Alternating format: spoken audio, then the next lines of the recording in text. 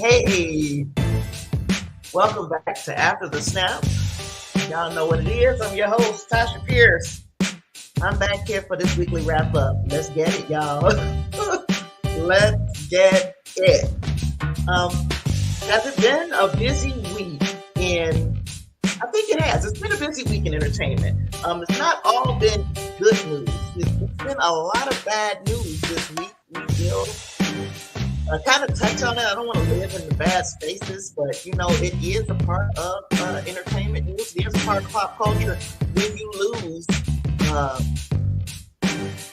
like Migos, the Takeoff, the guy from the Migos. Yet another young black rapper lost his life doing something particularly mundane. It was just some mundane-ish, lost his life playing dice, an argument over a dice game. And from most reports, it wasn't even him doing the arguing, and he would be the person to get shot right out here in Houston. Then we had Aaron Carter, 34 years old. Now, we remember Aaron Carter from some of the little things that he did on Nickelodeon, but mostly from being the brother of, I think it was Nick Carter from the Backstreet Boys. So, yeah, he had started into show business when he was probably about 9 or 10 years old. And here he was, 34 years old, lost his life. Drowned in the tub. Sounds awfully Whitney Houston-ish. But drowned in the bathtub, and this was after, for all intents and purposes, it sounded like he had gotten clean. And now, there's no telling if there was a relapse or what, but something happened. And we got a young man who loses his life by himself in a tub. It's just terrible. So those are the two big bad news pieces that we had. There are others, but I'm not about to just live in this space. Like I said, I'm not living in the negative. On a positive note, I guess it's a positive note. On a positive note, the Astros won the World Series for the second time since I've lived here in Houston. Now look, I'm from the Chicago area. So initially in the Chicago area in 2016, when I was leaving that area to come here, the Cubs won the World Series. And like you all know, we always said that hell would freeze over before the Cubs would win a World Series. Well, I guess me leaving the region was like hell freezing over. Because the Cubs won. That's what they gave me for my going away gift in the very year that I moved here in 2017. Rose won the World Series. I was like, good luck. Now, it's not like I'm watching these baseball games. I'm not really into it anymore. I used to do the sports thing, but I've fallen off over years. But I think I might be a good luck charm. Y'all better keep me in mind when you need some good luck. Speaking of good luck, I don't know how many of you guys have been paying attention, but we can get rich, y'all. Let's get rich. Let's get rich. For the 40th drawing in a row, nobody matched all of the balls to win the Powerball jackpot. So tonight's jackpot has once again rolled over, and it stands right now at a staggering, a mind-boggling, absolutely batshit crazy $1.9 billion to a single winner. Later on, we're going to be talking about Jay-Z. Jay-Z is a billionaire, and he earned his I think he's at like 1.5, 1.6 billion dollars. Hi, Derpy 501st. How's it going? So yeah, Jay-Z had to earn his, and we could potentially be handed $1.9 billion. Now, the jackpot would be heavily taxed federally for sure, But depending on where you live, in what state you're from, it will be taxed statewide too. So, but the total wouldn't be $1 billion after they finish taxing the shit out of it. But this is closer than we'd probably ever be working a 9-to-5 job. This is the closest we gonna ever get to being billionaires. And if you play your cards right, that money will make money and you will be a billionaire. So my question is, how many people are gonna play the Powerball? I know I am not. I have not yet. And now maybe once I get off of hey Davina, how's it going? Once I get off of here, who knows? I might go and try my luck and get a ticket. But as of right now, I have not played. You got to play to win. But we talking about a almost $2 billion. Davina says she gonna play. I heard that girl play because shoot, somebody got to win eventually. So even if it's a portion of that $1.9 billion, you know what? It's just too much money to leave on the table. I can understand anybody who will run out and get a handful of tickets to try their luck at this ridiculous amount of money. So that's how we jump things off tonight with the Powerball, right? Hopefully somebody within the sound of my voice wins. Come back and tell me. I'm not going to beg you. I promise you. I'm not going to ask you for too much. Just going to ask you to be a Patreon. And Derpy 504 said, I don't gamble. It's too much money for anyone. I can agree. It's scary amounts of money. And usually where there's a lot of money, there's a lot of problems. However, I think I would figure out a way to make it, I guess, advantageous for me to have this money. Like $1 billion. I'm you all know how old I am. I ain't got to keep repeating how old I am. I don't think I can live to spend $1 billion. I got children. I got grandchildren. I got, we can keep the family going for a little while off of $1 billion. But I agree, Derpy, we ain't greedy. And Davina says she's not greedy. She can take. They can take some of the money. Yeah, take it. Take the money. Just some of it. I don't have to have all of it. So that is, I guess it wouldn't be right if I didn't at least address it. If you're playing, let me know. Don't tell me your numbers because I will steal your numbers. I will go straight out and play the exact same numbers that you're playing. Yes, I will. But okay. You guys know this is the beginning of a new week. So we know that we got last week's box office top 5. Not a lot changed, but because we got these little clips made up, I'm gonna play the clip and then we can talk about the box office top 5 for last week. Let's get it. Welcome to the weekly wrap up box office top 5, starting with number 5, Pray for the Devil, Lionsgate, $3.875 million in its second week. Number 4, Smile from Paramount. It has a 3-day total of $4 million.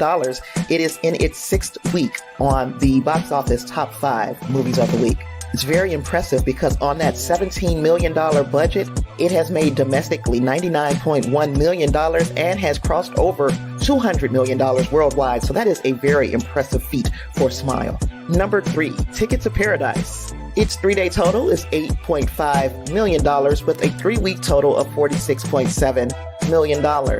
Number 2, new on the weekly wrap-up top 5 is One Piece Film Red by Crunchyroll. It has a 3-day total of $9.47 million in its first week and holding on at number 1 in its 3rd week with an $18.5 million 3-day is New Line's Black Adam. Still hanging on, still doing well with a cumulative domestic total of $137.3 million.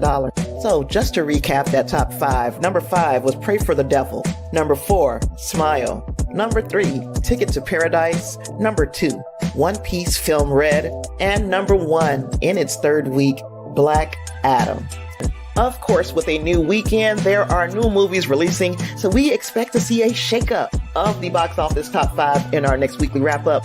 My predictions for this week will, of course, be Black Panther: Wakanda Forever, probably in that top spot, but in no particular order coming after that. The Fabelmans, Guillermo del Toro's Pinocchio, Black Adam, and Ticket to Paradise. I expect to see those 5 films feature in our top 5 box office picks for next week. Tell me your thoughts down in the comments below, and thank you for watching. I'm Tasha Pierce, and this has been the weekly wrap-up box office top 5.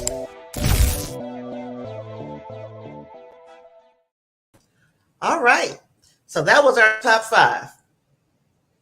Like I said, not a lot changed. We did see Loud Loud Crocodile get booted with the addition of the Crunchyroll movie, One Piece Film Red. So once that movie came out and it had, I guess it was a little bit under what was projected. They thought that it would make $10 million. It made like $9.5 million, which to me is like, okay, that sounds all right. I'm pretty sure they would have liked to have had a better opening here in the States, but it did do well in other parts of the world. Black Adam has been the big story for the past 3 weeks. Nothing has changed, but I'm pretty sure there'll be some changes this week. And I'm not 100% sure if Black Adam is going to even have enough steam to be number 2 this week, especially since that Steven Spielberg movie, The Fabelmans, is coming out. That is probably going to be a pretty decent opening, and it will rob some of the Black Adam thunder, especially since the other movie that is expected to take the box office is a comic book movie. I would be surprised and shocked if 2 comic book movies and they went 1-2 in the box office. But hey, stranger things have happened. I'm not saying that it won't happen. I'm saying it's unlikely, and I would like to see it happen. It would be something to behold if 2 comic book movies did their thing on the same week. I would be very impressed. So you guys let me know what you think is going on with the box office. I gave my predictions. I see Black Panther: Wakanda Forever taking it for the week. I also see, and I said I made a prediction of 150 million. I think I said 150, 160 million will be its opening. You know, if the math is mathing, if the numbers are numbering, that will be the opening box office, the opening frame for Black Panther: Wakanda Forever. One of the things that I've been noticing an awful lot of is people comparing when they say, "Oh, Black Adam is about to pass Shazam at the box office for the box office," and I'm like, "Well, that is something to look forward to. It is a milestone. You do want to see the worldwide box office move up and up and up as you continue to tell these stories." Shazam and Black Adam are not in the same category. They're not. Shazam probably cost $80 million to make. You heard me. $80 million to make that little film. It made 300-something million dollars, which means it was profitable because it only cost 800 to make. I mean, it only cost 80 to make. It cost over $200 million to make Black Adam. You don't want to brag about 300 million. We need this thing to make $700 million. Not saying, and this is only because I want to point out the fact that the WB has still committed to bringing this movie to HBO Max in 45 days. And I think you're cutting it short, even though it is still head to head at that point with Black Panther: Wakanda Forever. It's still making money. Everybody's not going to go to see Black Panther: Wakanda Forever. Or, like, if they're like me, I haven't seen Black Adam yet. I might go see both. Why are you pulling this movie and undermining this opportunity to become more profitable, especially since it didn't get a China opening? Didn't open in China, which hurts. It hurts the box office all the way around when a movie doesn't open in China. It hurts. So yeah, I'm feeling some type of way. Don't compare this movie to Shazam. Number one, Shazam is entirely different in tone, entirely different.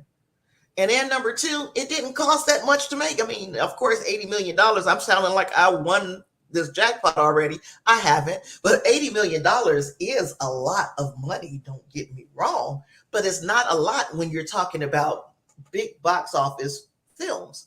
So y'all tell me what you think about the, as far as what movies are going to do what this weekend. Again, Black Panther, Wakanda Forever, probably going to be your top spot. The Fablemans will be in the mix. Ticket to Paradise will probably still be in the mix. Black Adam will still be in the mix. And possibly that Pinocchio movie will still be in the mix. All of those things you're going to hear some chatter about, I think. So let me hit you with a little bit of a break, just a little tiny one, so I can get set for the next frame. So yeah, give me a second. Be right back.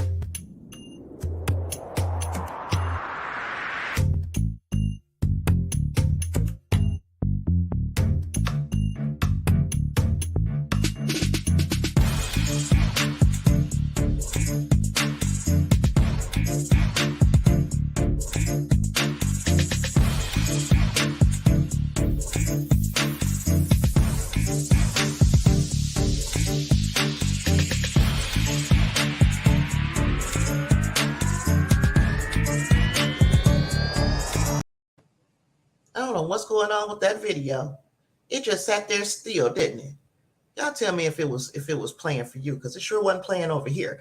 While we're talking about DC, I am truly impressed with James Gunn and how he has just hit the ground running as far as being co-CEO along with Peter Safran of the DC universe. I think that he understands the weight of the job that he has and how much of the fandom is truly looking forward to see what he and Safran can bring to this fandom.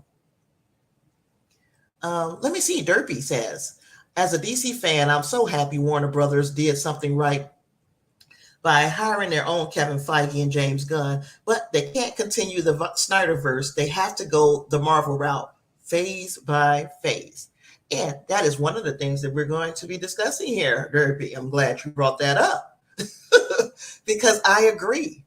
Now, there are a lot of people who will disagree with us, Derpy. They will not like the idea that not to call it the Marvel route, but just to say we're building something and we're going to earn our big movie.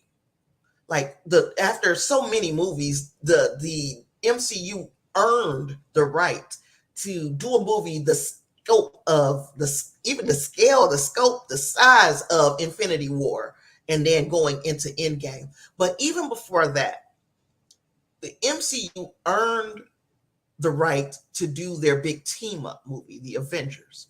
They introduced each one of the main characters as far as the Avengers are concerned.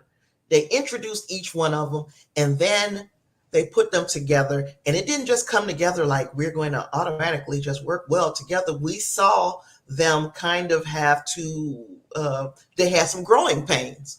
I want to see that kind of action in the DCU. But before I keep going, let's check out this clip where we're talking about James Gunn and what he has, how he has proven to be a leader. Let's check it out. In case there was any doubt, James Gunn is a leader. James Gunn recognizes that a divided house will never stand. So he is acknowledging the fan movements and hashtags that have been used throughout a number of years by very, I guess, dedicated fans. He's acknowledging them without making any promises, without telling you what the next move is going to be. He's letting them know that they're seen. And that is what great leaders do.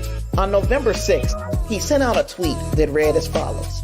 opened up Twitter at the end of a long creative weekend to see the many tweets to hashtag Save Legends of Tomorrow and hashtag Release the Ayer Cut and fan support for other DC projects over the years. The majority of these requests were enthusiastic and respectful. That acknowledgement alone tells these people that their words are not falling on deaf ears. He is hearing what they're saying. He is ingratiating himself to these different niche fandoms. And that is what great leaders do. James Gunn has always been very accessible to his fan base, to people who enjoy his movies. And now he's saying, hey, I've got a bigger workload, so I'm not going to be as accessible as I used to be, but I'm telling you that we're paying attention. But then James Gunn did something that a lot of people take for granted. He told the fan base where we are definitely going. I hear you. I see that you want things. There are things that I want to deliver to you. But going forward, we're trying to hammer out a new DCU. This is the quote. But all our initial focus is on the story going forward, hammering out the new DCU.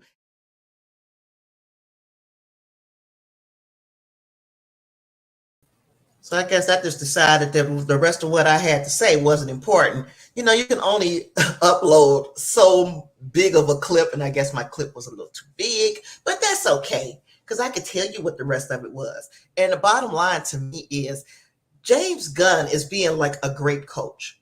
If anybody out here, if you've been an athlete, I was an athlete at one time, and one of the things that I can appreciate about a good coach is that they get you to buy into their vision. They see a way that they want this thing to go, and they say, hey, I could demand that you come in and you do things my way, or I could sell you on the idea that this is the way. If you just give it a chance, this is the way it's going to work. That's what James Gunn is doing. James Gunn is saying, hey, I hear you.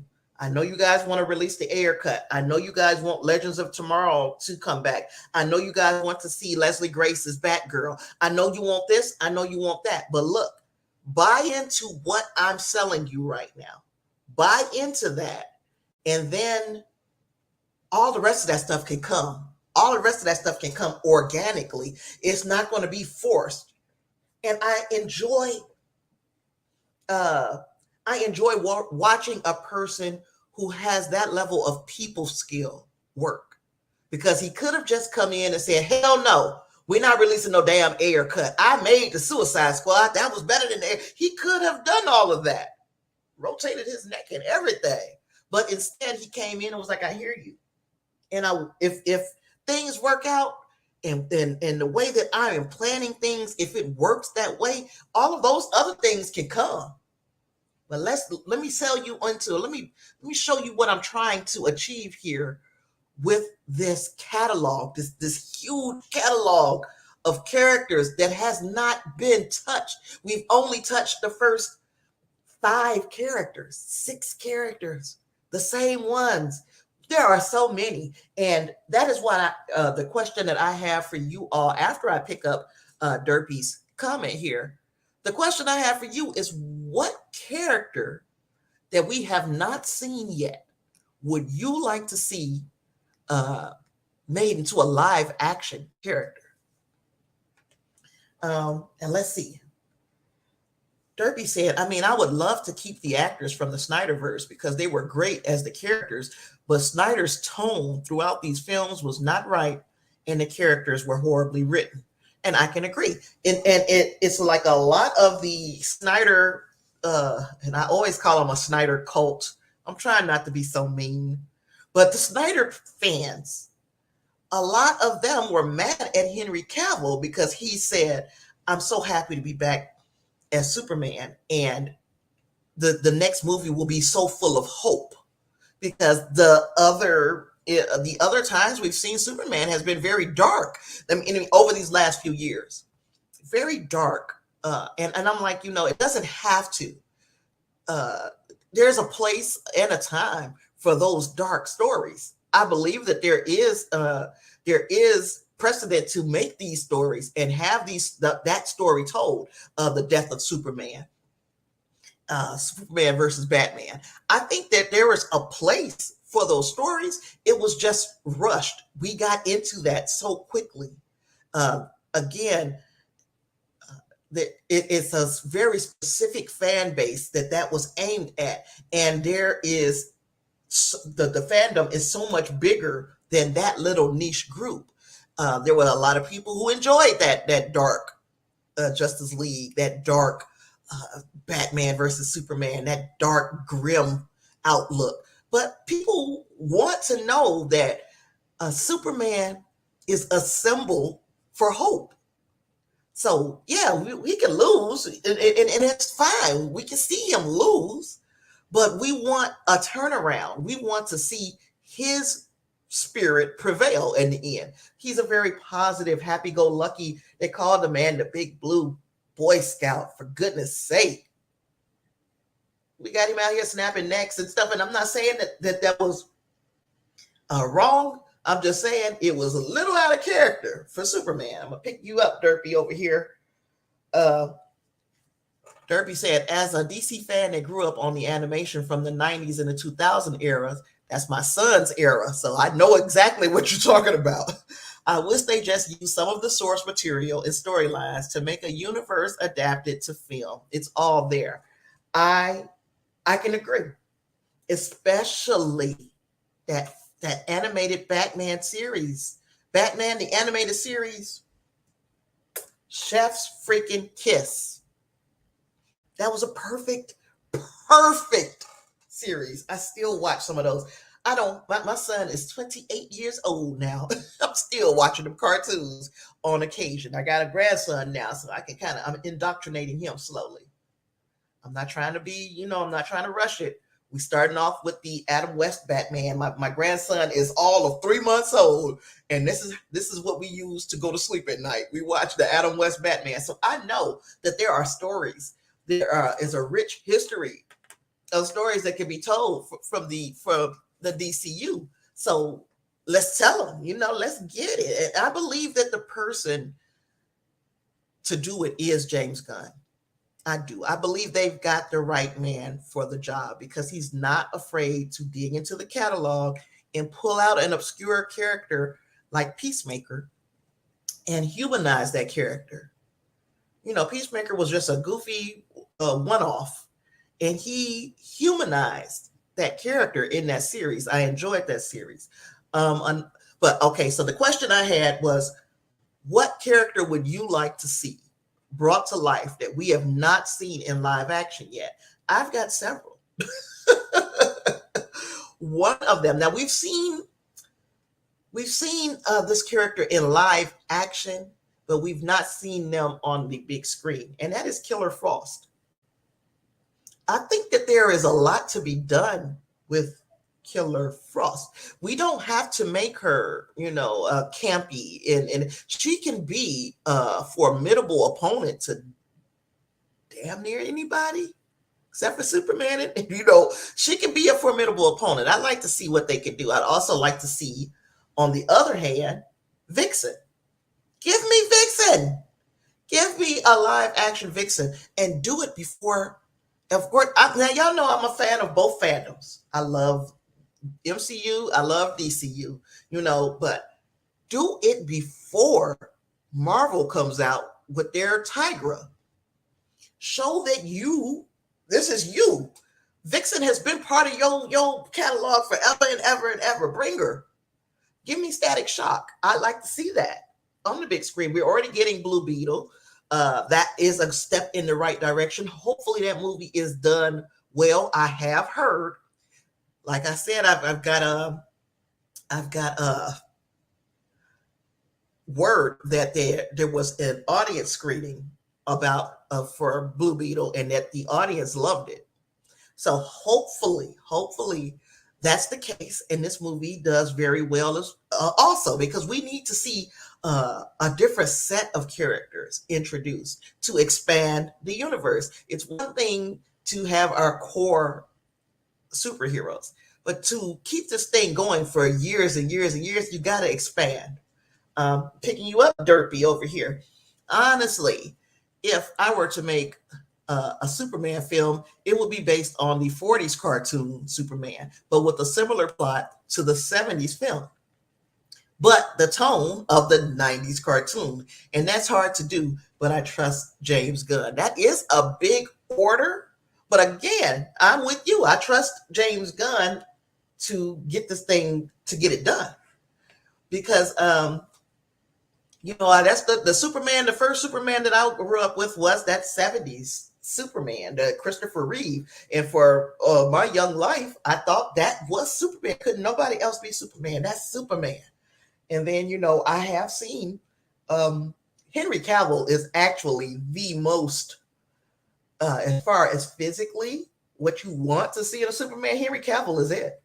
He is the blueprint. So I like the casting.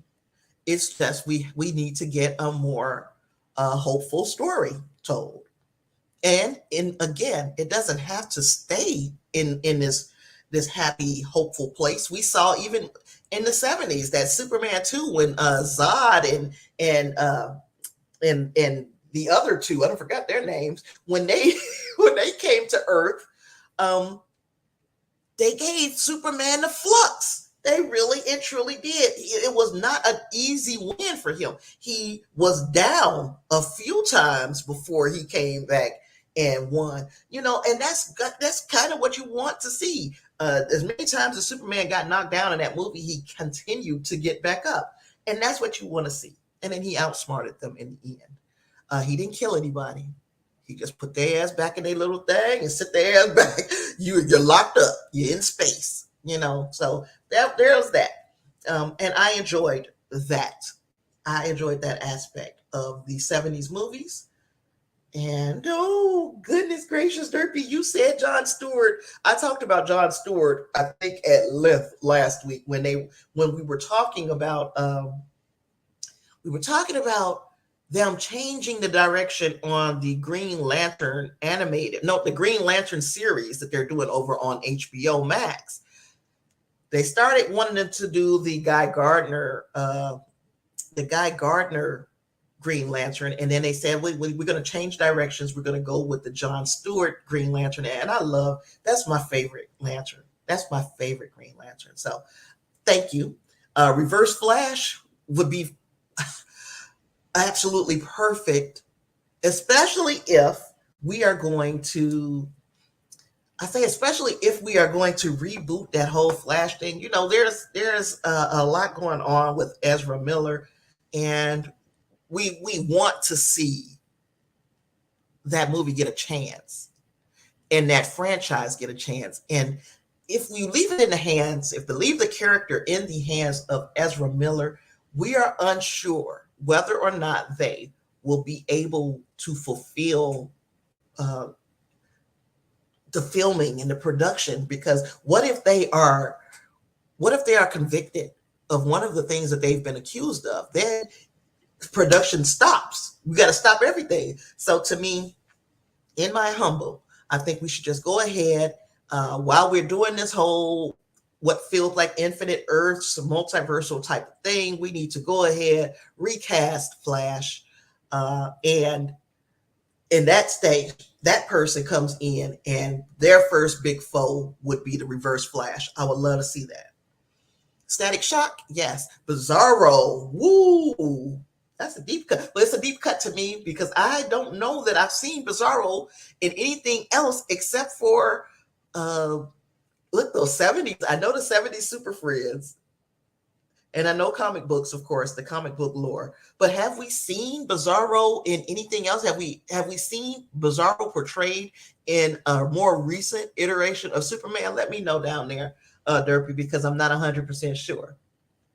Brainiac, yes, I would like to see Brainiac. Arrow, yes. I think we're getting Supergirl. Gorilla Grodd. I thought we were headed in that direction with Peacemaker. I honestly thought that gorilla, that they were going to introduce that gorilla and that was going to be Grodd. And a good amount of the Batman gallery, yeah, there's a lot of people left. It's more than just, who have we seen so far with Batman? There's more than, of course, the Joker. There's more than Bane. There's more than Catwoman for sure. Penguin. We've seen, and I ain't talking about those kind of campy 80s, 90s, early 90s movies. I mean, I'm talking about the the more recent stuff. Riddler. You see Riddler. I think we can do more with them. The Batman, the movie. I enjoyed the Batman, the movie. Now, don't come for me. I did. I loved it. I did not like that. I don't like the Joker that they came up with for that movie. That Joker. Now I know that they are going for a more real tone. This is more grounded in reality for this Batman, the Batman.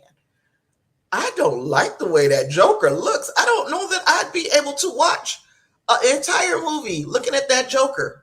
I just don't think I could. So you guys let me know how you're feeling about that Joker too, because that was scary. It really was.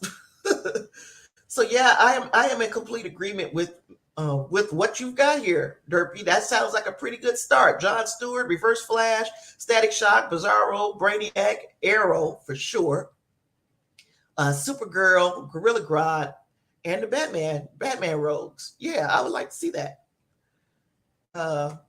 Derby also says if I were to make a Batman movie, it would be a live action version of the first Arkham Asylum game with Deathstrike as the villain, not the Joker, but an experienced Robin, Dick Grayson, would be in it as well. Deathstroke is the villain. Okay. Yeah, I think I got it. I'm not 100. That's where y'all lose me. Now, I still watch the cartoons and movies and TV shows as much as I can. I haven't been watching Titans because I had to cancel HBO Max because I'm poor. But, but I don't play the games. So I really don't know the story behind the Arkham Asylum game.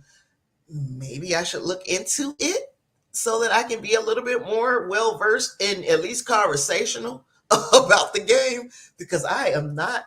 That's one thing I'm not. I don't have the hand-eye coordination to play them games, baby. Just don't. I can't see. So there's that. Okay.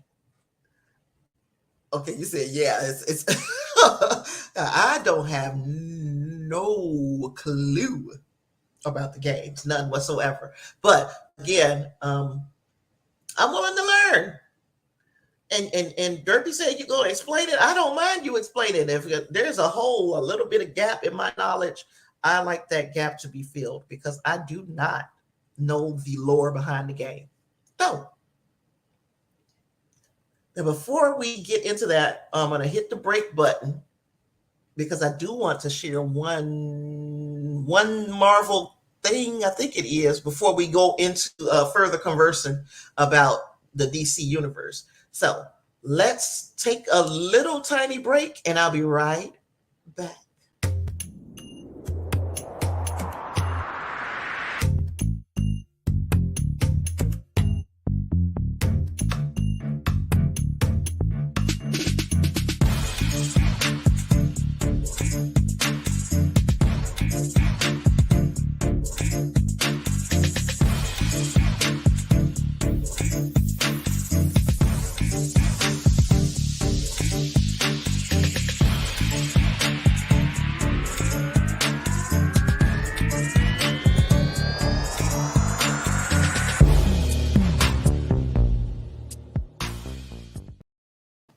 And we are back. We're back. So you guys know that I like to do I like to speculate. So I come up with theories all the time for these movies and where I think TV shows are going. I'm big with the Star Wars. I'm big with Star Trek. I'm big with the MCU for sure. I used to try to do that stuff with the stuff on HBO Max for Doom Patrol and Titans, but again, when I had to weigh the odds of which service I was going to suspend for just a little while until I get my money right, it turned out to be HBO Max. and I haven't been able to watch this latest season of Titans, but I have not been very impressed. After the first season, part of the second season, they've been so up and down with Titans that I'm like, man, do I really need to spend this $10 to watch this show? Because they're playing. So you guys, talk me into getting HBO Max back. But I also don't mind to do a fan cast or two. I'm not big on doing those because I'm not so great at it. I pick more on an emotional level instead of who I think would do a great job with the character, because that's who I am. But this is a person who I think we need to really pay attention to in this fan cast, and it is an X-Men fan cast. So if you don't know what I'm talking about already, let's take a look at the clip. Man, she's been fan cast for the role of Rogue, the X-Men, by many a blurred on the interwebs. But Keke came for our throats when she obliged us by doing the cosplay thing for Halloween. Kevin Feige, I really hope you see this. If she's not Rogue, I don't know who is. She nailed it in every sense of the word. She looks fantastic. Please, Marvel, please make this thing happen.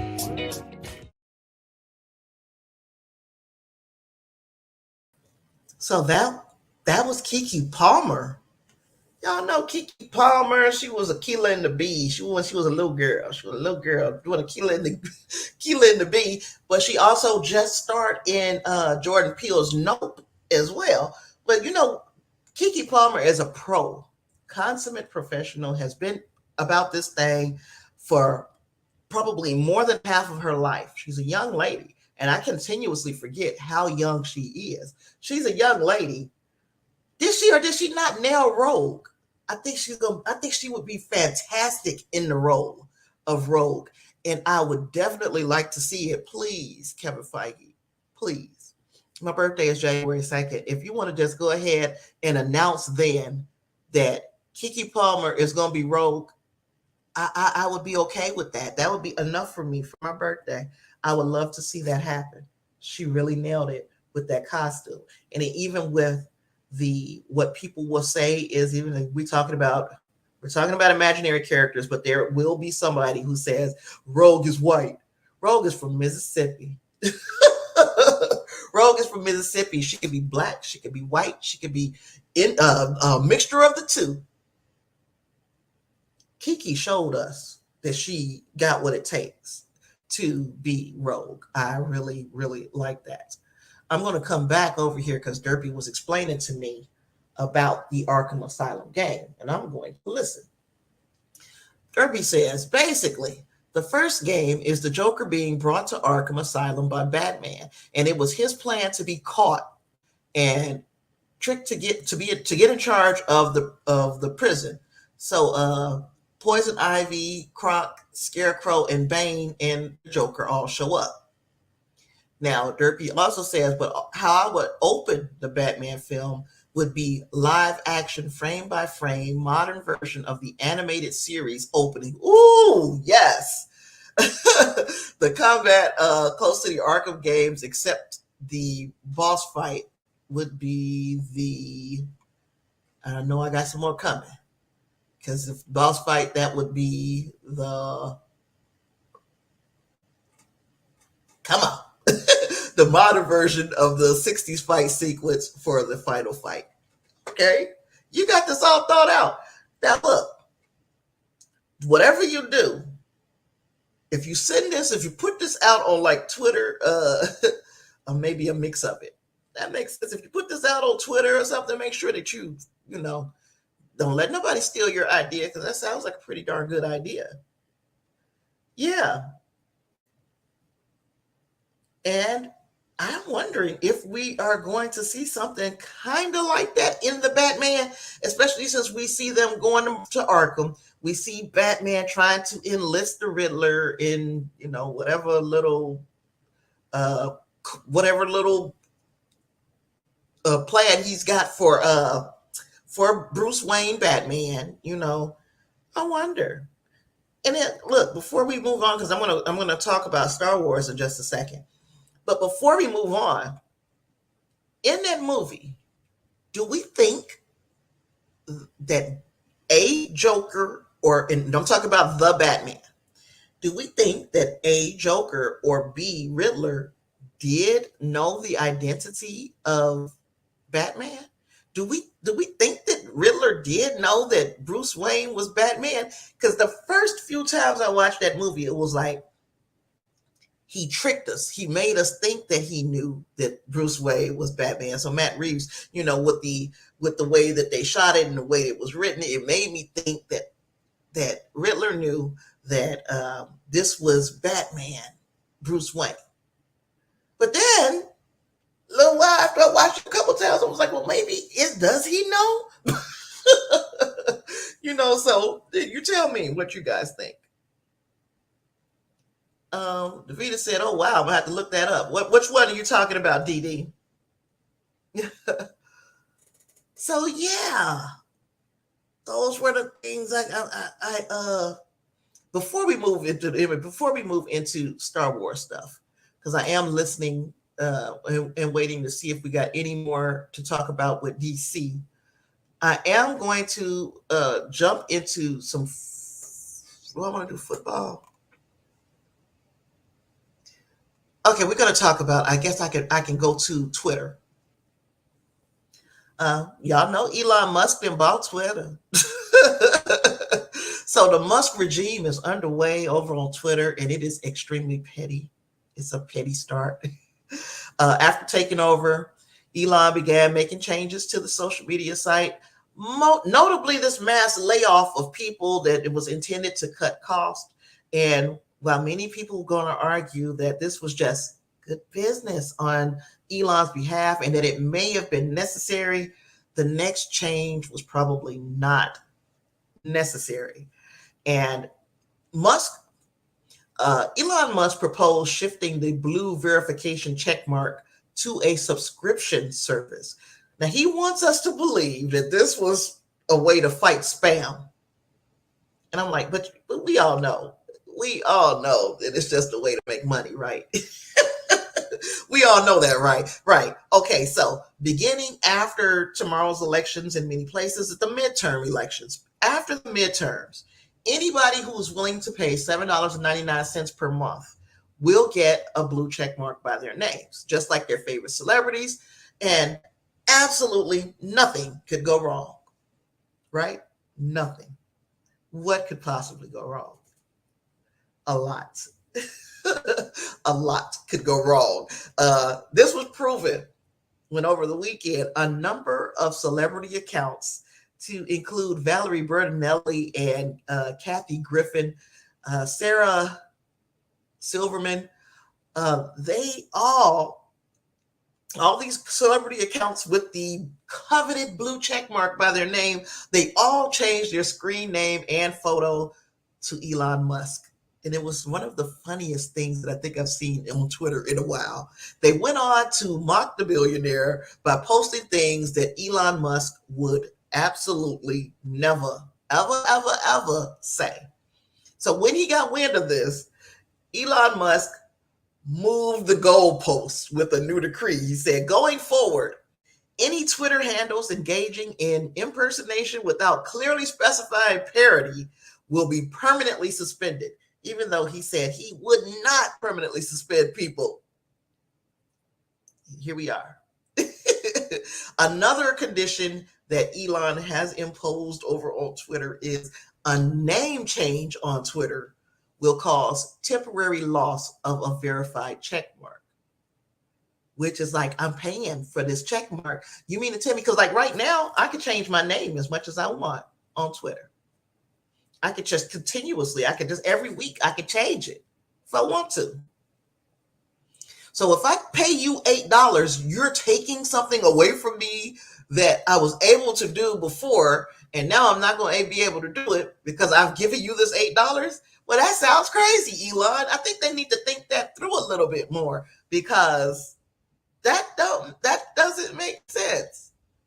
Yeah. So, Elon said that pay to play with the blue verification check mark is going to fight spam. I think it's going to invite spam.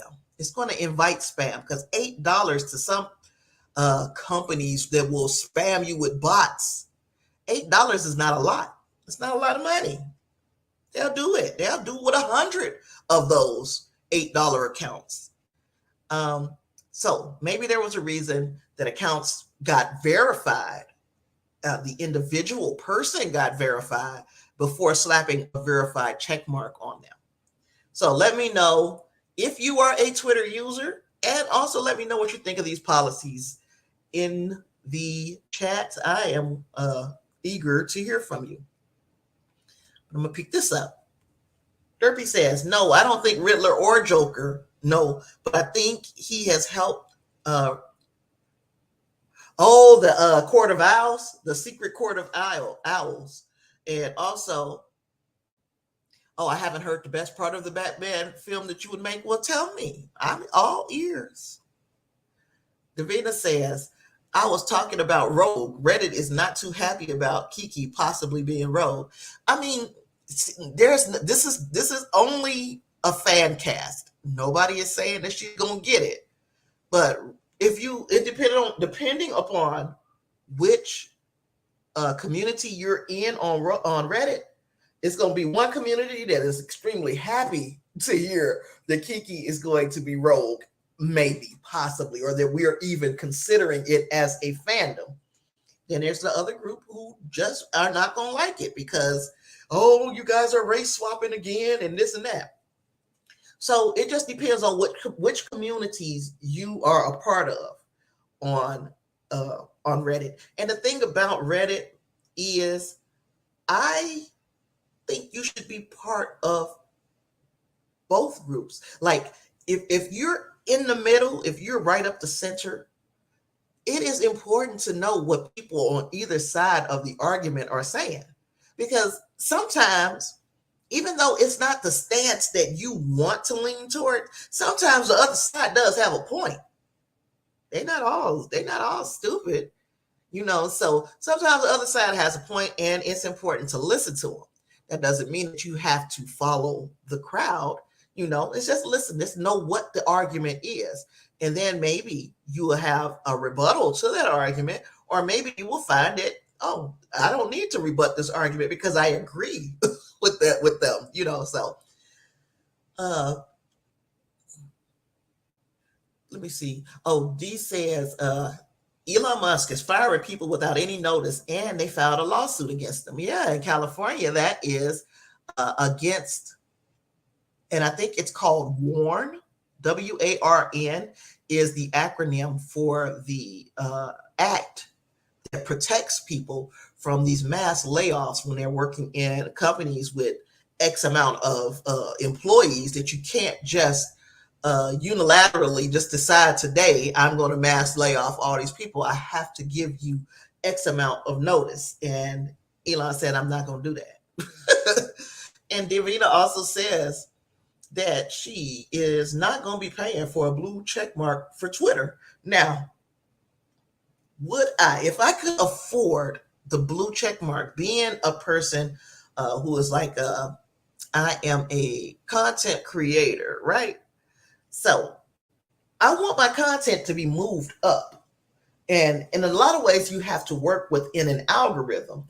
But if you pay that $8 on Twitter, your stuff gets boosted. That would make it worth it for people who are trying to grow a community as far as being a content creator.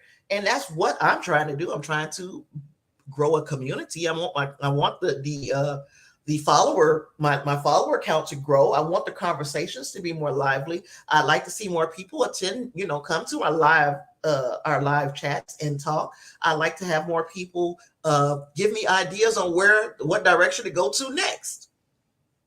I want to know what you guys want to, but if I have the same limited audience, I am making content for you guys when the idea is to attract a few more people. I love y'all. I do. I love you, Davina, especially because you are a supporter as far as being a member of my channel, a constant supporter. But I need to grow. I gotta grow.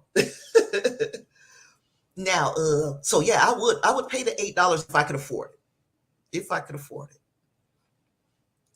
Derpy says James Gordon would be played by Bryan Cranston. Yes. And Barbara Gordon would be a key character to the plot while being introduced, played by one of these actresses, Sophia Lillis, Sadie Sink. I like Sadie Sink. Karen Gillan, and Karen Gillan. That's Nebula. Okay.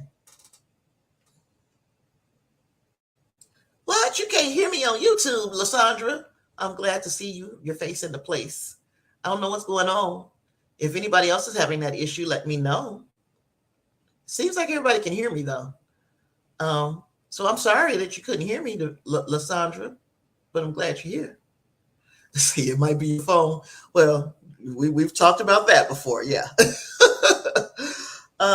So Derpy, I like Sadie Sink as an idea. And the reason why is because she is skewing a little bit younger, and that she will be able to give you a good, if you wanted to keep this thing going for 10 years, let me look and see exactly how old Sadie Sink is. Sadie, I think she might be 20.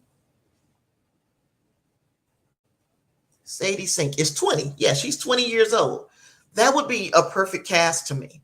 But you know who also would be good? And I don't know if anybody had her for a different role, but somebody needs to snatch her up and quick. And that's Millie Bobby Brown. Millie Bobby Brown is a wonderful young actress. Wonderful. And I think that she, she's the one who plays 11 on Stranger Things. And look, somebody needs to snatch her up, really, because I'm talking MCU, I'm talking Star Wars, somebody needs to get them in their franchise because her star is rising. This girl is going to be, she's already a superstar. She's going to be in the same conversation probably as a Scarlett Johansson.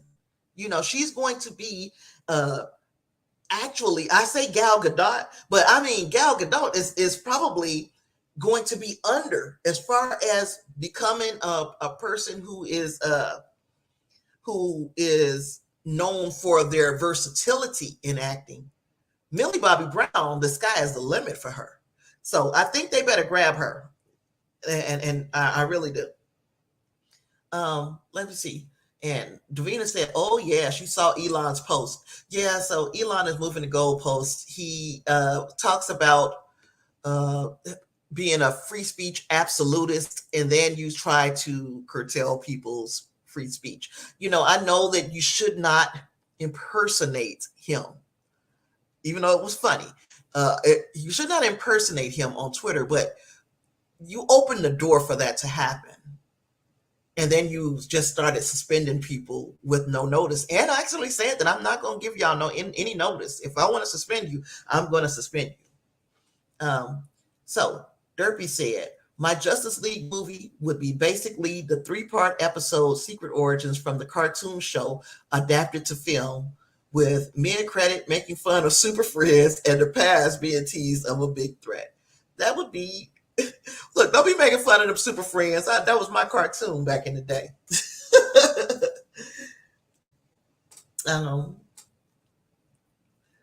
Derpy said, one can hope. Yes, one can hope. Honestly, Bobby Brown, you'd cast her as Starfire or Raven if they ever did Teen Titans on the big screen. I think, yeah, I would like to see that. I want to see Bobby Brown be somebody just iconic. Just make this person, make her like a centerpiece, because Raven could be, make her a centerpiece for one of the phases moving forward. I also want to see the young man, Caleb McLaughlin. I'd like to see him, the little black dude. I want to see him do Static Shock. There are people who were saying Miles Morales. Miles Morales is a specific type of live action. We need a mixed race that's too big of a part of Miles Morales' identity to recast him, as a only African American. You want an Afro Latino, but Static Shock, I think Kayla McLaughlin would do an absolutely fantastic job as Static Shock. Thank you, D. I'm glad some of y'all can hear me. So if you guys can hear me, or since you guys can hear me, please hit the like button. Yes, hit that like button wherever y'all watching, especially if you like this. If you're enjoying the conversation, hit the like button. Okay, Derpy, you say you're going to tell me the phase 1 and 2 right now, or give it to me. Give it to me. And while you are getting that together, I'm going to talk about this really quickly, our Star Wars news that we had going. And so before we get to the Star Wars news, I need to hit the break button. I keep forgetting that I need to do this break every now and then so I know where to cut my recording, okay? So we're going to take a break. We're going to come back to some Star Wars talk.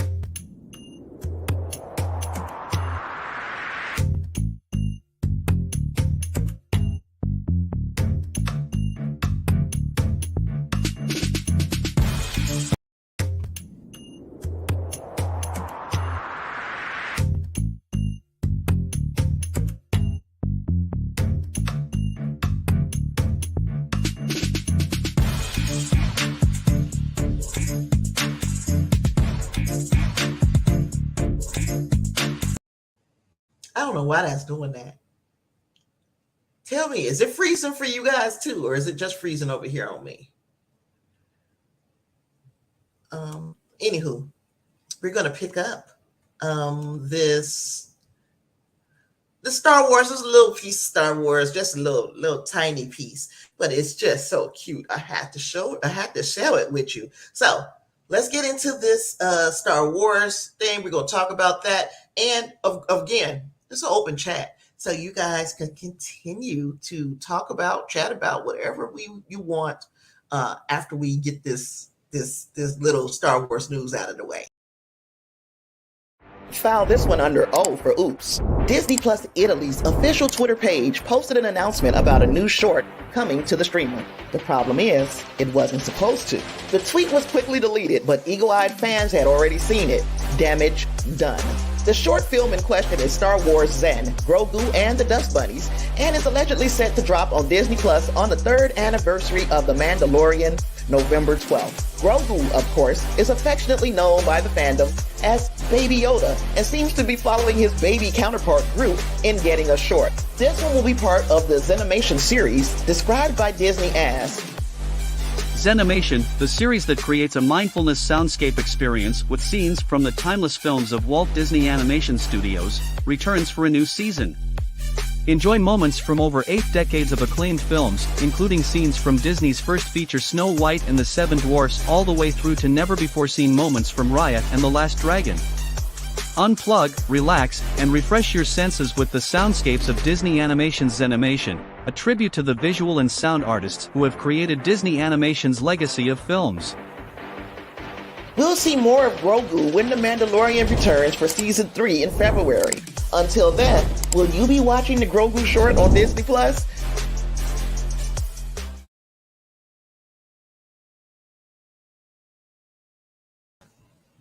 Y'all know I love Grogu. I love Grogu so much I named my cat after him. So yes, I love Grogu. And, unfortunately, somebody probably lost their job for sending out that tweet that had the information about that short film coming to Disney Plus. I'm pretty sure somebody lost their job for leaking that on accident. It was an accident. But at the same time, I'm glad they did, because that gave us something to look forward to. We know that The Mandalorian is coming back, and it will be back, I think they say February of 2023. So if it's coming back in February of 2023, we got a couple more months. And that's a long time to wait when you be wanting to see Baby Yoda. I be wanting to see that baby. So I'm very excited to at least get something. And if you guys know, I've got a Mandalorian theory, and I'm not going to share it right here today, but y'all know, if you've been listening to me for a while, you know what my theory is. And I hope that these are things that will have us, push me in the direction of my theory being correct. So, Lysandra says she can hear me now on YouTube. I'm glad you can hear me. Derpy is giving me the phases. Since we have 4 years at the moment of James Gunn, we get 4 films, but they have to bank hard. Batman, Superman, Aquaman, Justice League, that's your phase 1. So Batman, Superman, Aquaman, Justice League. But I mean, aren't we getting, okay, we're not getting Batman right now, but we are getting the Superman. We know that one is coming. You want another Aquaman besides the one that we're getting in the next year? Or are we talking about that movie? Because then that movie would start it all. And then we can move into Batman, Superman, then boom, Justice League. And we still got that other Wonder Woman movie coming as well. So we've got Wonder Woman, we got Batman, Superman, Aquaman. Who else? Oh, and the Flash. We got this Flash movie coming out next year, and maybe that will be the reboot spot where things get rebooted for the DCU. And then moving forward, we have these movies. So let me know, Derby, are you talking about we're going into Aquaman 3 at this point, or are you talking about Aquaman 2? And the fact that Yaya, oh, hey, David, you made it. You made it. I'm glad you're here. And I appreciate you telling me that you can hear me. So now, y'all hit that like button. I hope y'all have all hit the like button. So yeah. Now, what was I about to say? I lost my thought. I was just about to say something about this, what Derby was talking about here. I lost my train of thought. This is my age showing. Okay, so now Derpy is giving me the phase 2. Phase 2, Batman 2, Suicide Squad, Teen Titans, Green Lantern. Ooh, yes. I'm going to keep forgetting that we need a Green Lantern movie. A Wonder Woman, Flash, Superman 2, Arrow, Justice League 2. 2 films per year. It's a new universe written because the Flash movie, that will be Flashpoint, right? So that changes everything with the with the end of the Flash movie. Everything starts to switch. We get into this new phase where they're going into phases. I get what you're saying. So what do you think about the do you think that Martian Manhunter should be, they had already had plans to introduce him. Do you think that he should continue to have that introduction? And should it be in his own film, or should he just be part of a group?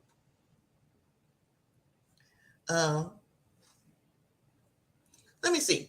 Davina's asking, did I get to see The School of Good and Evil? I did not. And you say that they did not like, the critics didn't like The School of Good and Evil. Let's see. No, I didn't watch it though. You know how I will tell other people to watch something and I won't watch it myself. So that was one of those things that I was telling people, hey, y'all need to watch this, and hey, watch it, and then I didn't watch it. But it's because of, I keep telling y'all I'm poor. I am very poor. So I have to think very hard about which streaming services I'm going to pay for when. The School of Good and Evil.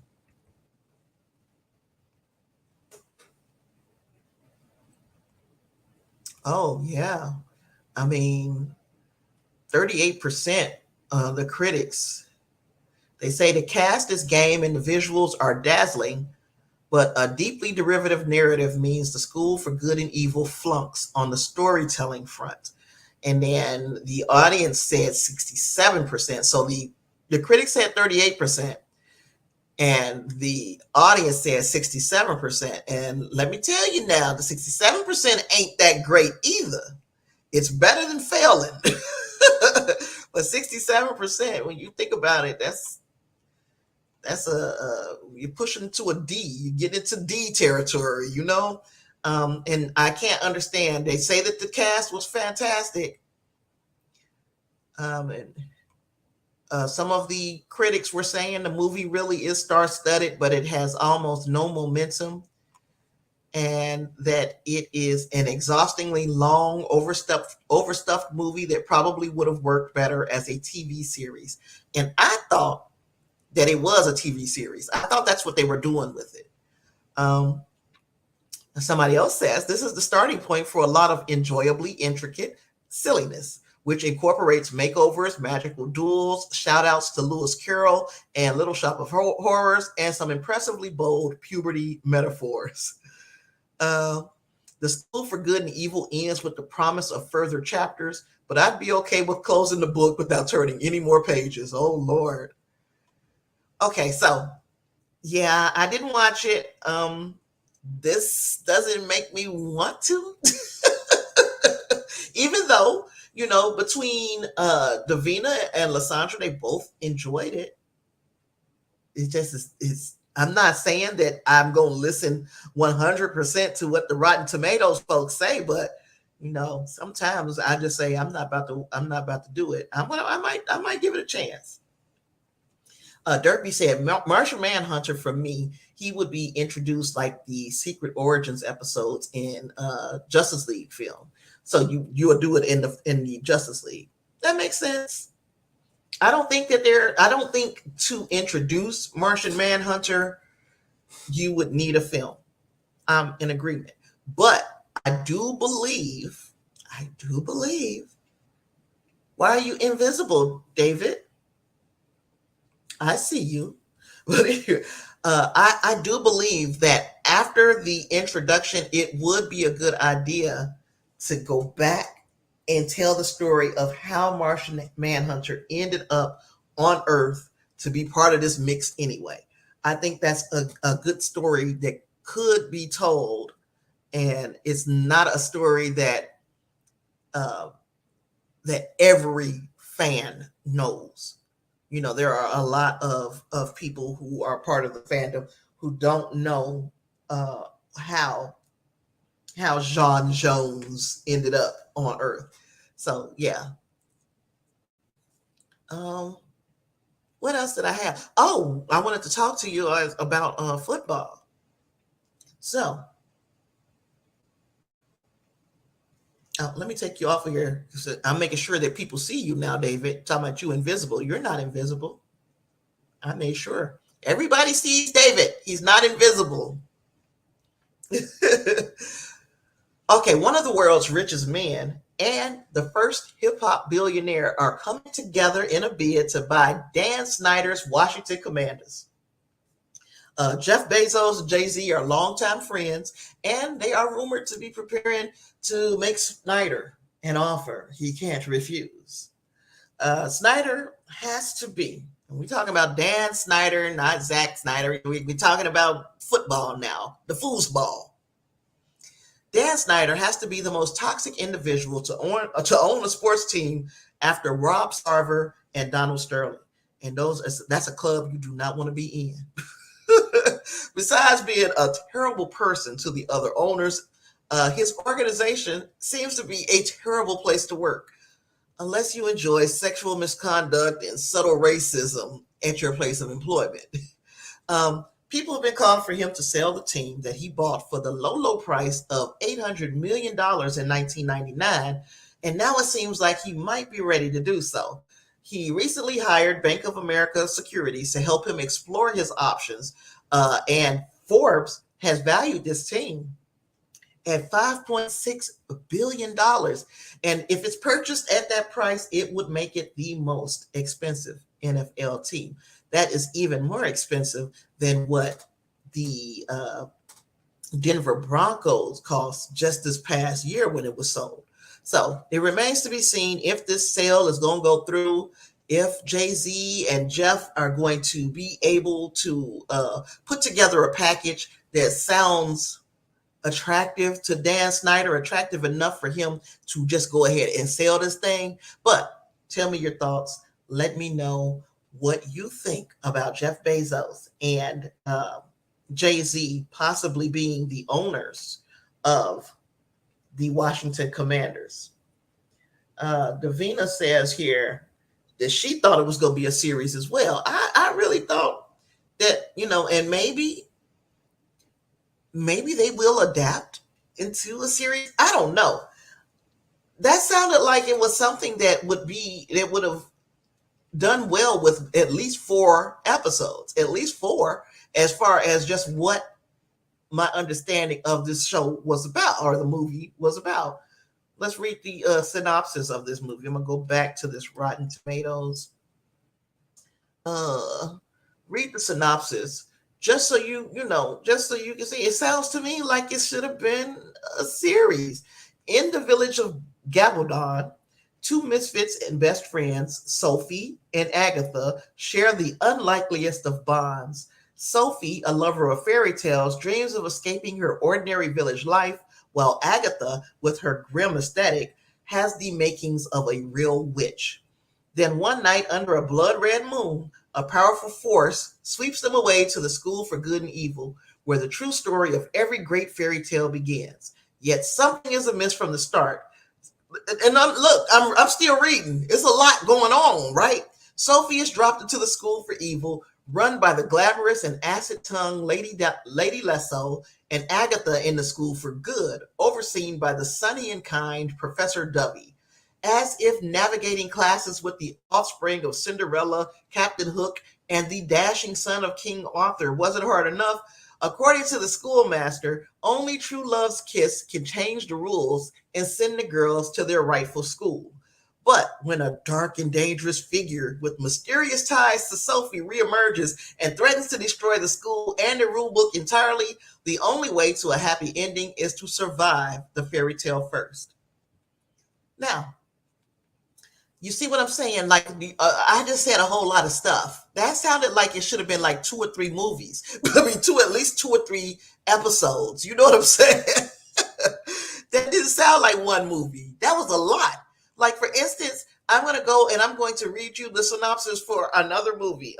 Let's read the synopsis for Black Adam. Let's read it.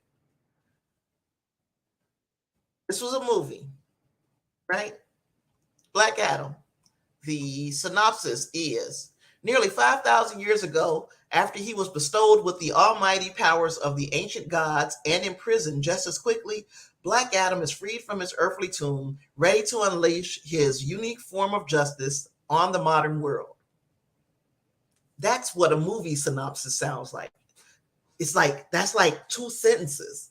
What I just read about the School of Good and Evil was definitely a series. It was definitely a series. And they missed an opportunity because they should have made it a series. Davina says she looked up Martian Manhunter and that he seems to be quite powerful. He is very, very, he is a freaking Martian. And you're all for Jeff and Jay owning the Washington Commanders.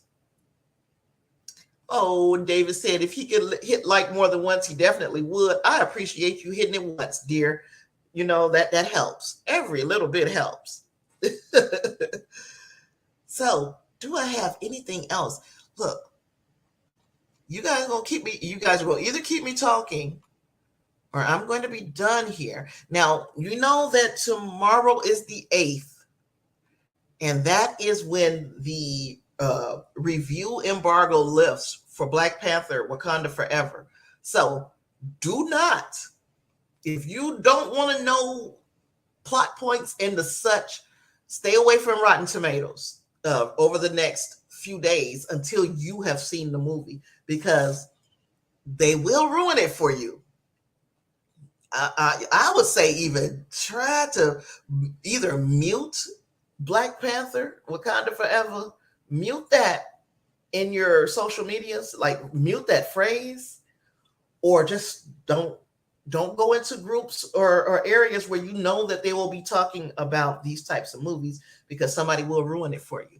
And I think that that sucks when you know, like I was on Twitter right after Black Adam came out, and I'm talking about not even after it came out. It was the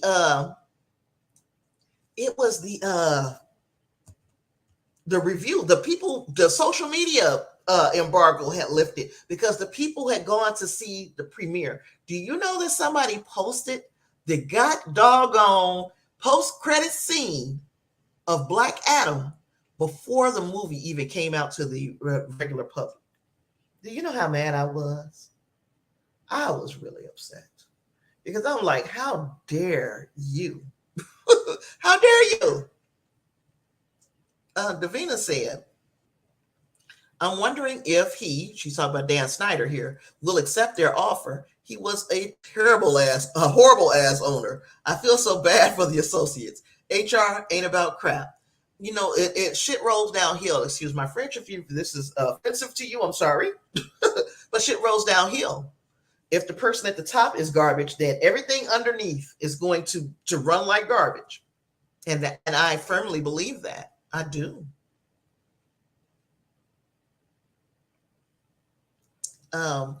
Angus, what it do? It's been a long time since I've seen you here live in the place, so I appreciate you being here. And so does David. So Angus says, watch Andor. Now look, Andor is a Star Wars show. And it does not have any lightsabers, and it does not have any Jedi, and it doesn't have, but this show is doing wonders at showing you how we got to be where we were at the beginning of A New Hope. How did we get there? What was what bridged us from the prequel and Rogue One? What happened in between? And we are getting that in Andor. And let me tell you now, it's a slow burn. Some people are looking for, I just want to see action, action, action. It's a slow burn. It's more cerebral. I am enjoying Andor. Truly, really and truly am. This is not one that a lot of shows, sometimes, I ain't gonna say a lot. Sometimes with these shows, because you guys know that being a new grandmother, I am the daily caregiver for my grandson. So I am here with him like all day, which means that sometimes I can't watch stuff because I need to be giving it my full attention. And honestly, I would prefer to be giving him my full attention. He's a little spoiled, just a little bit, but I give him my full attention. So when he's asleep or when he's, with his parents, then I try to watch my shows. Andor is one of those shows that I will not dare try to watch when I have Ashton with me, because I can't adequately absorb what's going on if I am if my attention is split between Ashton and Andor. I gotta choose one, and then if I gotta choose, it's gonna be Ashton 100% of the time. So I will watch now. I have found myself watching The Handmaid's Tale with Ashton sitting there. I'm like, I don't know. I don't know. I don't have to pay as close attention. But then sometimes I do miss little things because they're like, Lysandra will be like, girl, you see this part and blah, blah, blah. And I'll be like, wait a minute, I might have missed that. And the reason why I missed it is because Ashton was probably blah, blah, blah, because he talks as much as I do. He talks a lot. So, yeah. So there's that.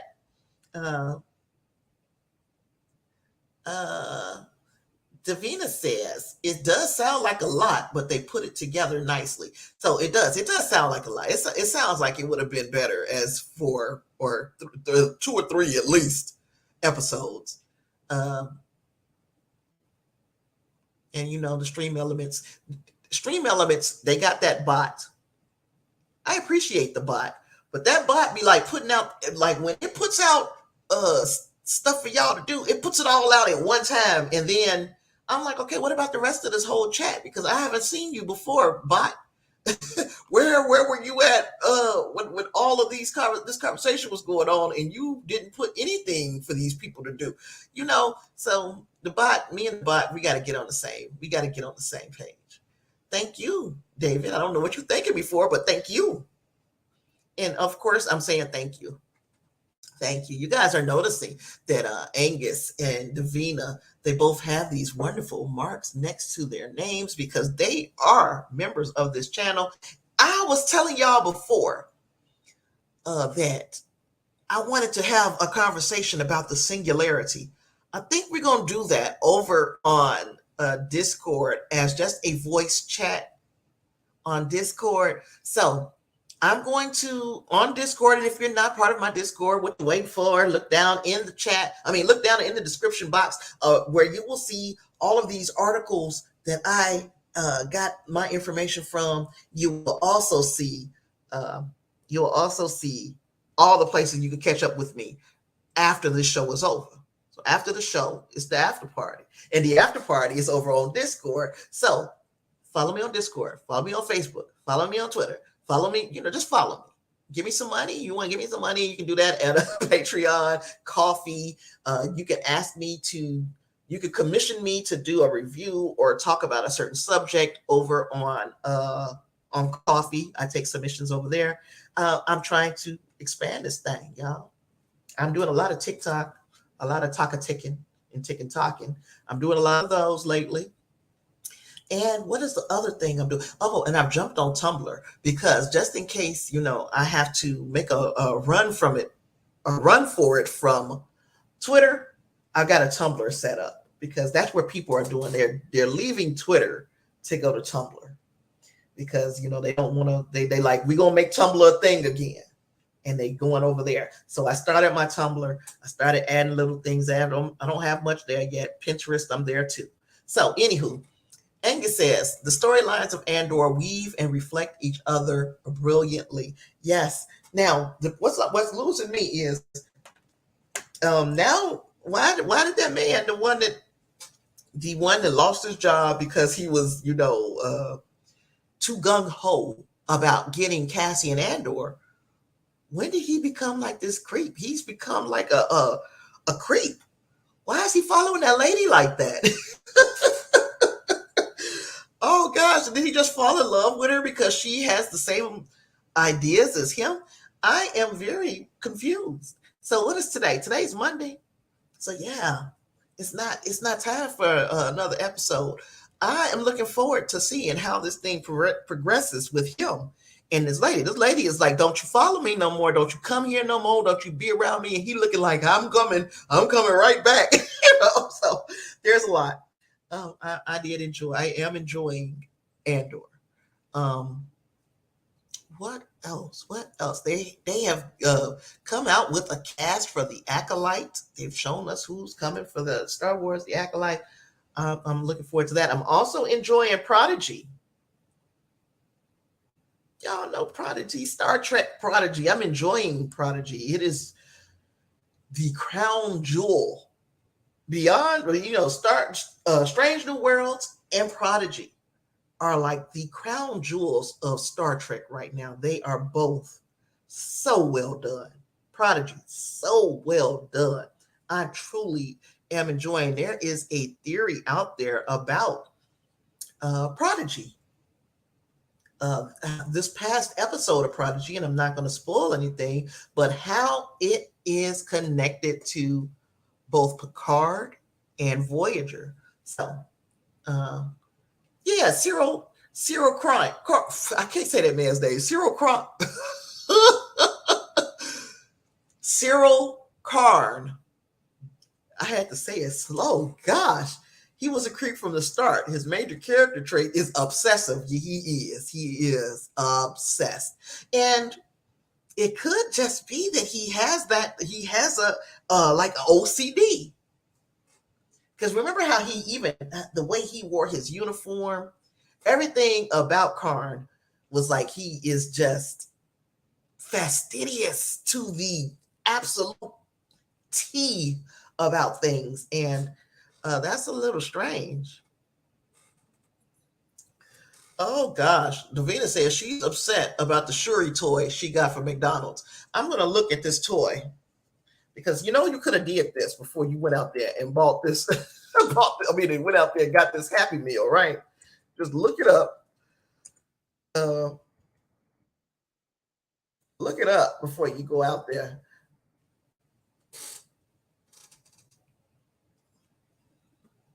Oh yeah, I might have been upset with her.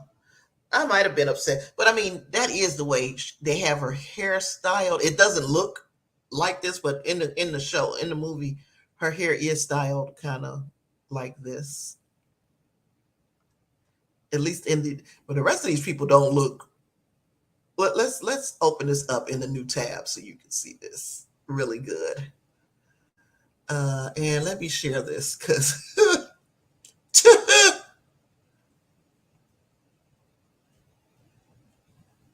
oh, you ain't got to worry about it, D. I'm gonna get it together here.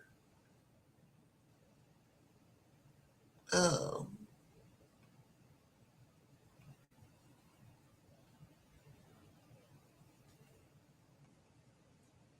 these are the toys. These are the toys. My goodness gracious, great balls of fire. I'm still I'm kind of confused about who this last was supposed to be. Okay, so that's got to be supposed to be Nakia. So we got the Black Panther, the person in the suit, which I am still of the opinion, and you can write me down as for this. I am of the opinion that there's going to be more than one Black Panther in this movie. It started off, I didn't think that, but now I am truly on page or on board with there being multiple Black Panthers. So we got the Black Panther, then we got Shuri with her little mitts on. Then we got Okoye. Then we have M'Baku, and I'm gonna guess this is Nakia. And this is weird. That was some really weird looking characters. I don't know that I would have been. I think I would have been a little upset too, D. Yeah, I think I would have been a little mad at getting this, thinking that I was gonna get something that kind of halfway at least put you in the mind of these characters. But this right here is funny. This is laughable. So yeah, you say you wish you could upload. I'm uploaded. I got you all 5 of them, and ain't none of them worth the Happy Meal they come in. The kids, yeah, if you buy it for a kid and all they're gonna do is chew on it, put it in their mouth and that's such, then okay. But oh, Riri, you are so right, Angus. That's Riri on the end. Now I see the now I see the thing, the heart thing on her. Oh, this is terrible. This is horrible. Gosh. Oh, Lord have mercy. Yeah, bless their heart. If you buy this for a child and the child is going to just chew on this, then okay. Yeah, the kid is just going to play with it in the dirt and stuff. All right. But if you were thinking of collecting these, now I'm not saying it won't be worth anything in 40, 50 years, but I'm not going to be here. I'm not going to be here. I would have to pass this thing down to my grandson and be like, look, hold on to these. Don't put them in your mouth. Don't do all of that. Hold on to them because they might be worth something unless they come out with another Happy Meal over the next, say, 20 years and they make the characters look more realistic. I don't know. Yeah, bless their heart. You said another social media. Tumblr is an old one. Tumblr has been around for a while. Tumblr fell off a bit when they stopped allowing kind of like nudity. But guess what? They brought it back, y'all. So for the low price of $10.99 a month, y'all get to see me do. I'm just playing. I'm just playing. Angus says anime uses that body proportions for comedic takes on more serious characters. It's called SD for super deformed. Well, I can see it. I can see it. I can see it. And it if it is reaching out to a certain niche, again, I got that word keeps coming today. If it's reaching out for a certain niche group of fans, then okay, I get it. But if you was just trying to be impressive, mm-mm, mm-mm, nope, not happening. Not nope, no, no. So anywho,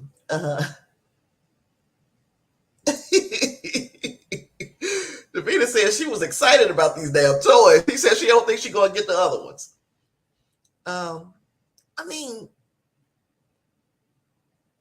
if you just want to collect, I mean, hell, you got the one now, shoot, and it was sure. And you say they didn't even have the other ones at your McDonald's, and that's heartbreaking. What's the point? You know what I mean? So yeah, that's a lot. Yeah. So yes, I am inviting everybody. Again, we're going to probably try to do a pregame here on the 9th, depending on what these kids is working. Everybody's schedules is changing in this house except for mine. I continuously have, Ashton, the same 17, 18 hours that I always have him. But their schedules is changing somehow. So I'm trying to make sure that I'm not overcommitting myself. So I'm not going to say it, but I am going to say, keep your eyes open. We may be doing a pregame, and that will be, if we are doing one, it will be either tomorrow or the 9th, tomorrow or Wednesday. Because my plan, I already got my ticket.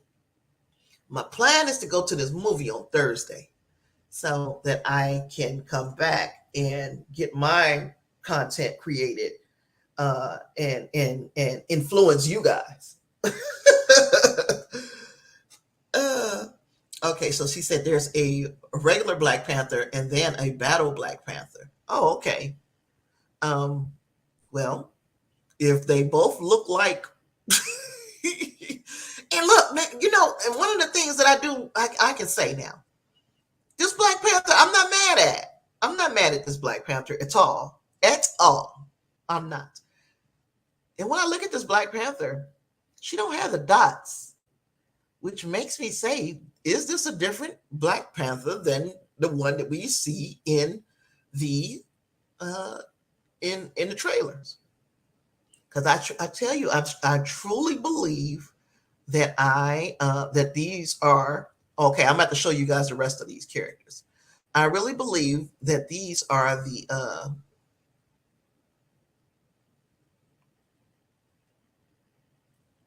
let's open it up in another window.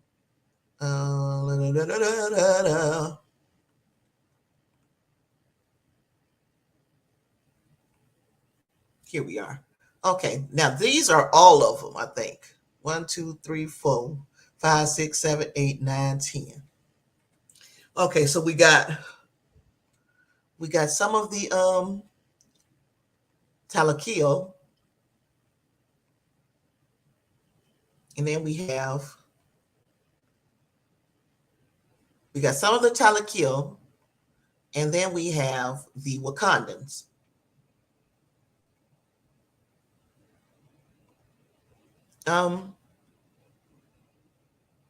Quite frankly, see, this is the Shuri. I mean, this is the one with the dots. This one over here doesn't appear to have the dots. This one does. So that's why it makes me feel like it's two different. And then, gosh, now this right here is Nakia, and because she got her green armor on finally, so we see her in the green armor. Because remember how mad she got when she was told to put on the Dora outfit in the original Black Panther. She was not having it. She was like, it's just armor, put it on. Shuri told her to put it on. Nakia did not want to put that red armor on. That's not her tribe. She wanted to wear the armor that represented her tribe, and she has it on in this in this toy at the absolute least with her little rings. Oh man, I can't wait to see this. I can't wait to see this. Even though this don't look nothing like this right here, don't look nothing like Riri. I'm glad you told me, Angus. And man, this don't look like what's his name either. What's his name? Tenoch Huerta. No, sirree, Bob. It does not. I wish I had I got a picture of him in my phone. My goodness gracious. Let me find that picture. Where I got it from, because Lord have mercy, Tenoch Huerta looks fantastic in this this magazine shoot that he did. It was like, oh goodness. My goodness. I mean, I knew that he was you know, I've seen him in other things. Narcos, didn't watch Narcos, but I saw him one of those movies, those Blumhouse movies that I watched last year for Halloween, and he looked so fantastic. Yeah, he's a very, very good looking dude. Tenoch Huerta. Yeah, but I can't find the magazine spread that I'm talking about. Doggone it.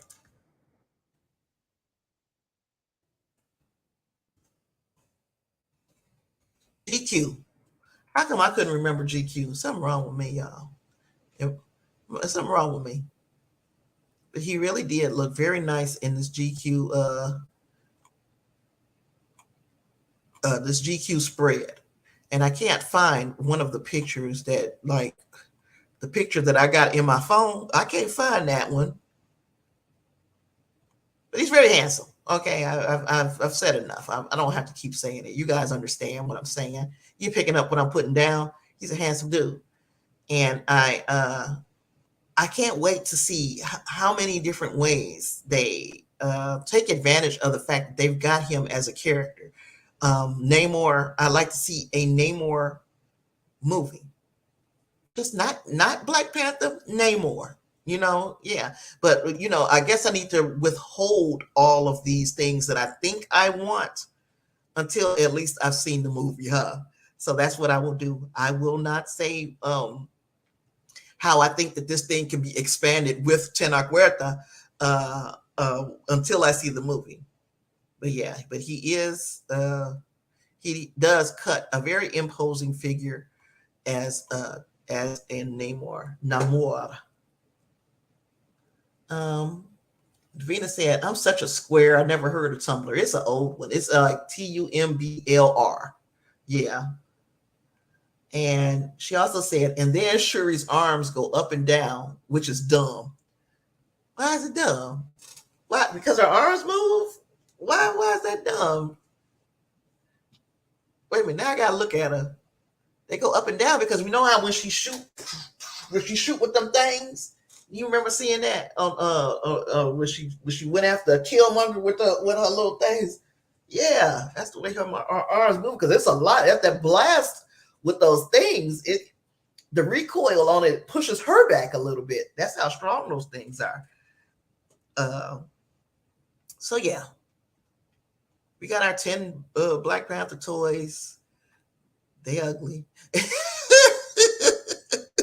but they might be collect worthy. I don't have anything else, y'all. I'm getting a little hungry.